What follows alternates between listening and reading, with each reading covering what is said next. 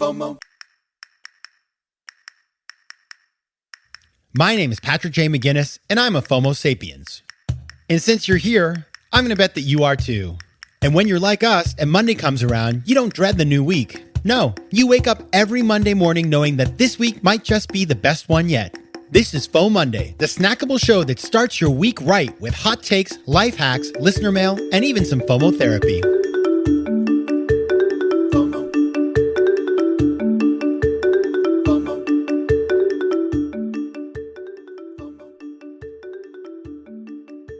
This is FOMOnday, the snackable companion to FOMO Sapiens, and of course, we will have a brand new episode of FOMO Sapiens on Thursday. But until then, happy FOMOnday. I'm your host, Patrick McGinnis, venture capitalist by day, author and podcaster by night, and of course, FOMO Sapiens 24/7.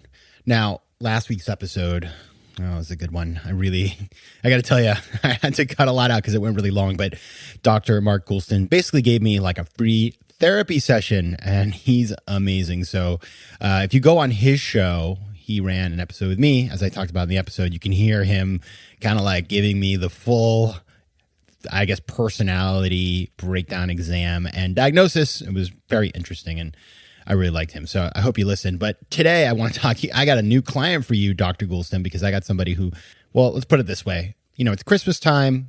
Santa's got his list, naughty or nice, and this guy is getting a massive lump of coal in his stocking. His name is Vishal Garg, and he's the CEO of a company called Better.com, which I'd heard of this company. I didn't realize it was worth $7 billion, apparently. They're going to go public in a SPAC. They just received $750 million. And Vishal just did this is nuts. He did a Zoom call with 900 of his employees, about 10 or 15% of his workforce. And basically he said, like, welcome to my Zoom call. Everybody here is fired. Now, that is crazy for so many reasons, but I mean, first of all, you doing it right before the holidays. What is that? It's just not cool. And frankly, I got to tell you, it reminded me when I first heard that story of, I was early in my career. I was working in private equity in Latin America, and I was at a meeting, I think in Miami, and we were investors in some fund, and this fund was talking about, I was with one of the partners, and they were making a plan to do layoffs at this steel factory in Colombia. And they were talking about the fact that if they did it right around the holidays, somehow or another, they thought people would be less likely to protest or the unions would be weaker or something like that. And I just remember thinking, that's so heartless. I was like 24 years old, and I spoke up in the meeting, but I had no power. We were just kind of along for the ride in the investment, so I couldn't really do anything. But I raised the point, and this guy just didn't care, and they went ahead and did it anyway. And I just remember thinking, like, that is such bad mojo. I mean, you're asking for it if you're firing people at Christmas, and you're thinking about it as just like a better way to fire people. Just not cool. You're asking for it. You're asking for retribution from the universe. And so, Vishal, I got to tell you, you're asking for it. And frankly, it's interesting. Just my hot takes on this as I watch the story evolve are many, and I want to share them with you because, again, I just find this ridiculous. And, you know, we talk to so many entrepreneurs on FOMO Sapiens, and the notion that somebody would be this, I don't know, like reckless and tone deaf and just wouldn't read the room. So here are my hot takes. Number one, if you're going to fire people, Vishal, read the room. Don't make it about you. This guy gets up, he starts this Zoom call, and he's like, hey, everybody, I just want you to know, I'm going to fire you all. And it's really hard because, this is the second time in my career I've had to do this, and I don't want to do this. And the last time I did it, I cried. Well, poor you. Oh my goodness. You're going to be worth a ton of money, and you're firing all these people, and you're focused on how bad you're going to feel. It's so rude. So number one, if you're firing somebody, don't make it about how you feel. Think about how they feel. Not cool. Number two, I'm quoting from this call. I watched it earlier, and you should go find this on the internet because it's just ridiculous. He says, quote, if you're on this call, you are part of the unlucky group that is being laid off. Okay. And I want to quote Tina Turner here, Vishal. What's luck got to do with it? Obviously, she said, what's love got to do with it? But what's luck got to do with it? You should have a process, and you should explain it to people. And it's not about luck. Either people did their jobs, or they didn't do their jobs, or the company's in trouble, but the company is doing just fine. And frankly, the notion that it's unlucky for people it's insulting to their intelligence. So don't do that. Because guess what? You just raised $750 million in cash. So you're the lucky one. It's ridiculous. Number 3. Vishal, you know what happens when people are mean? The world attacks them. I mean, do you not have a social media account? Do you not have Facebook or LinkedIn or, I just saw an article about this on LinkedIn, like hundreds of thousands of people have read the article. They're posting about it.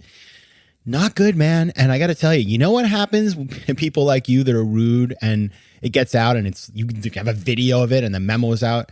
People start digging into your past. And I was just reading on the internet that some people are now saying that you've done bad things in the past and you've done this, that, and the other. So like you have basically put a target on yourself. And that's just, you asked for it, but still like, you got to think you would have thought that through beforehand. FOMO.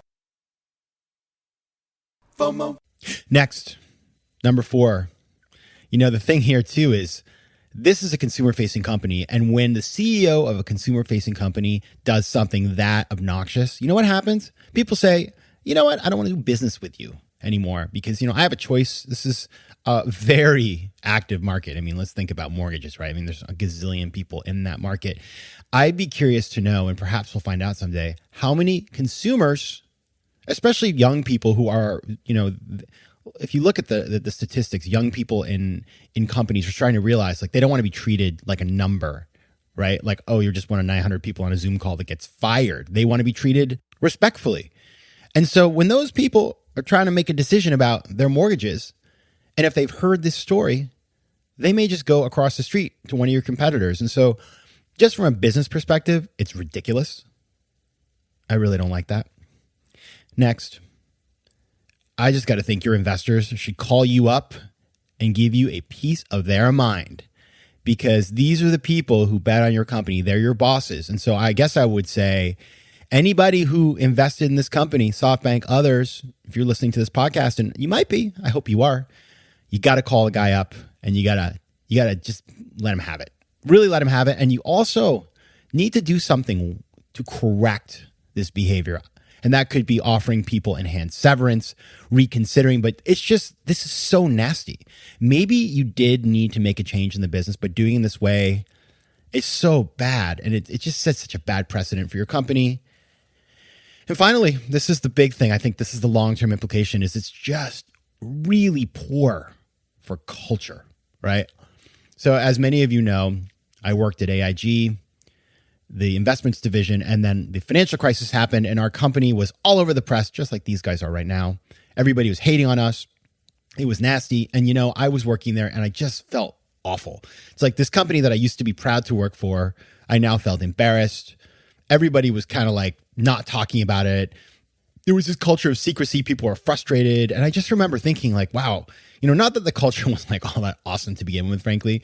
Had some cool things about it, but it wasn't like I don't know, Google by a long shot, but it was a fine culture. And after that, it turned so toxic and people just sort of threw in the towel a little bit. And I think, we left a lot of value on the table.